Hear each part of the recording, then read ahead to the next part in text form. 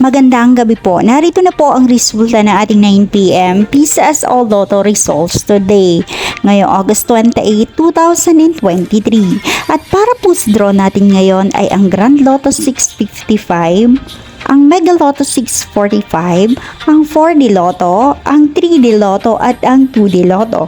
Para po sa mga bagong nanonood, huwag niyo pong kakalimutan mag-subscribe sa aking channel at pahit na din po ako ng notification bell para updated po kayo lagi sa aking mga bagong upload. At para naman po sa update ng ating Lotto winners, ipinopost ko po siya under our comment section. Maraming salamat po.